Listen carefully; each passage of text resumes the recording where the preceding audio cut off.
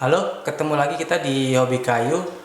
Kali ini kita mau bahas sedikit masalah mesin serut dan cara bagaimana menyiapkan kayu kasar sampai kayu yang bisa kita gunakan untuk project atau istilahnya preparing stock, menyiapkan kayu stok. Sebenarnya untuk proses penyiapan kayu mulai dari pertama kali kita beli sampai uh, kayu itu kita pakai ke yang siap kita gunakan itu prosesnya agak-agak panjang karena biasanya kalau kita beli kayu di toko kayu ya kalau di Indonesia ya kalau di Indonesia itu kayunya memang kayu kasar, kayu yang bukan dipersiapkan untuk langsung dipakai, kecuali memang kayunya kita pesen khusus di biasanya itu di tukang kusen. Nah, kali ini saya mau share bagaimana prosesnya dan mesin apa yang digunakan, dan juga sekalian pengenalan mesin buat teman-teman yang belum tahu. Oke, mesin pertama itu jointer. Ini jointer. Banyak yang salah paham ya masalah mesin serut khususnya jointer, karena banyak yang manggil, banyak yang bilang kalau itu tuh planner. Nah, kadang saya kalau ditanya tuh suka bingung sendiri. Pernah ada yang tanya-tanya sama saya soal mesin serut. Kita ngobrol-ngobrol, dia nanya masalah planner, saya terangin masalah planner segala macem. Ternyata salah tanggap, yang dia maksud itu jointer, sedangkan saya neranginnya tuh planner, jadinya salah paham. Oke, jadi itu ya, ini namanya jointer. Jadi kalau teman-teman mau beli atau mau cari infonya, itu kata kuncinya atau nama alatnya jointer. Nah, fungsinya untuk apa? Fungsinya itu untuk meratakan atau membuat datar satu atau dua sisi. Jadi bukan untuk semua empat sisi. Nah, misal kita punya kayu seperti ini, bahan seperti ini. Nah, yang pertama kita lakukan adalah meratakan satu sisi, baik itu salah satu muka atau samping. Jadi pertama kita ratakan dulu satu sisi. Setelah rata, kita ratakan sampingnya biar dia dapat 90 derajat, biar siku. Itu menggunakan fans pagarnya ini. Jadi yang sudah rata kita tempelkan ke fans, lalu kita serut lagi. Jadi nanti kita dapat sisi muka dan sisi samping yang 90 derajat. Tapi yang ini sama yang sisi belakang dengan yang sampingnya lagi itu belum. Nah, itu kita akan gunakan mesin planer. Nah, kenapa nggak semua empat sisinya pakai jointer? Karena takutnya nanti, karena kita nggak tahu nanti tebalnya berapa, di ujung tebal berapa, di belakang tebal berapa. Kemungkinan besar nanti dia akan tebal sebelah. Jadi yang sebelah sini tebal, yang sebelah sini tipis. Walaupun sama-sama rata ya, sama-sama siku, tapi tebalnya beda. Terus kalau misalkan kita cuma pakai jointer buat serut semua sisinya, kita juga nggak bisa nentuin tebalnya fix berapa. Apalagi kalau misalkan kita mesti nyerut kayu banyak, misalkan harus tebal 5 cm, itu agak susah karena nggak ada ukurannya.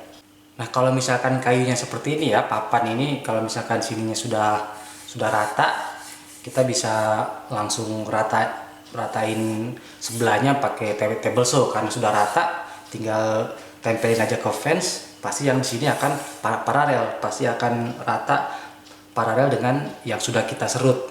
Nah, untuk meratakan sisi belakangnya, sebelahnya, dan membuat paralel dengan bagian yang sudah kita serut, nah itu kita ke mesin planer. Oke, ini mesin planer. Namanya sih thickness planer atau thicknesser atau ya cuma planer aja. Tadi kita sudah punya satu bagian yang rata, satu bagian yang sudah flat. Lalu kita akan meratakan bagian sebelahnya, bagian belakangnya paralel dengan bagian yang sudah kita serut. Nah, itu tinggal kita masukin ke planer. Karena dia bawahnya datar dan pisaunya di atas, maka dia akan mengambil referensi bawahnya. Karena tadi yang kita serut itu kan di bagian bawah, kita di bawah, nanti yang akan diserut oleh planer itu bagian atas. Jadi karena bawahnya sudah datar, sudah flat, maka nanti yang atas dia akan mengikuti apa yang di bawah. Jadi tebalnya antara ujung dengan ujung pasti sama. Dan di sini juga sudah ada ketinggian. Jadi misalkan kalau kita mau nyerut banyak kayu, kita mau nanti semuanya tebal 2 cm, ya pasti dapatnya semua tebal 2 cm. Oke, jadi jangan salah ya. Ini planer, yang tadi jointer. Oh ya, tadi jointer saya itu mereknya Wipro ya. Terus lebarnya maksimum itu 6 in atau mungkin sekitar berapa? 15 sentian kayaknya lebarnya ya. Lebarnya berarti dia bisa nyerut sekitar lebar 6 in. Itu yang paling kecil. Harganya saya lupa karena sudah beli agak lama, itu mungkin sekitar 4 ya, 4 sampai 5 jutaan sekian. Sedangkan ini dulu di angka 6 ya, 6 sampai 7 lah. Ini mereknya Aldo. Dia bisa nyerut sampai ketinggian 18 cm. Terus lebarnya ini bisa 31 cm. Sebenarnya ada mesin yang kombinasi antara jointer dengan planer.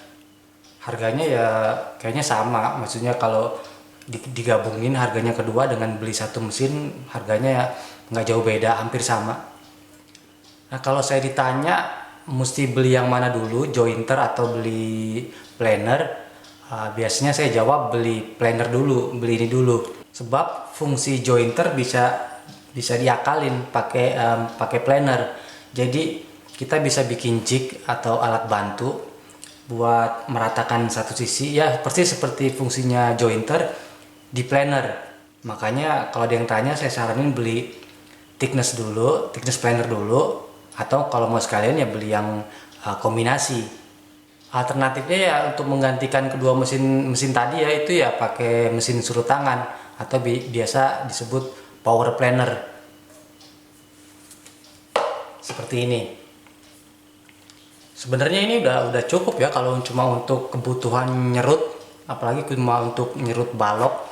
Karena pakai ini itu udah bisa bikin kayu rata, terus bikin kayu siku selama kayunya itu tidak lebih dari lebar mata pisaunya. Karena kalau sudah kita bermain dengan kayu lebar, papan seperti ini, itu agak susah banget. Saya aja sampai sekarang masih belum bisa nyerut papan menggunakan ini. Jadi benar-benar butuh keahlian, benar-benar butuh kebiasaan buat nyerut kayu papan pakai power planer. Ini mesin serut saya Bosch. Ini belum pernah saya pakai, sama sekali belum pernah saya pakai. Ini juga tadi masih dikardusin. Dulu saya pernah janji mau review ini, mau ngetes, tapi nggak pernah kesampaian karena sudah ada planer, sudah ada jointer, jadi nganggur.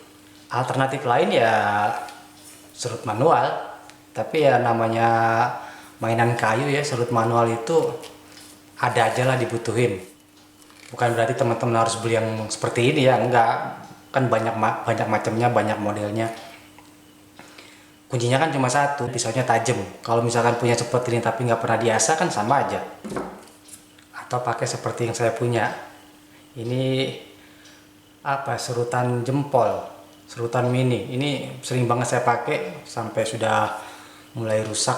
Ini hadiah dari teman saya dari Cina dulu. Carinya agak susah nih di Indonesia. Belum nemu saya. Oke, jadi gitu ya proses mulai dari kayu kasar sampai kayu yang siap kita gunakan. Prosesnya makan waktu dan pakai mesin yang hitungannya nggak murah, tapi ya persiapan kayu atau penyiapan bahan itu kayaknya yang paling penting ya, karena nanti menentukan hasil akhirnya. Kalau misalkan kita bikin meja, misalkan kita potong kayunya atau bahannya itu nggak lurus atau nggak siku, kan jadinya pasti nggak akan bagus, pasti nggak akan rata, pasti miring atau gimana.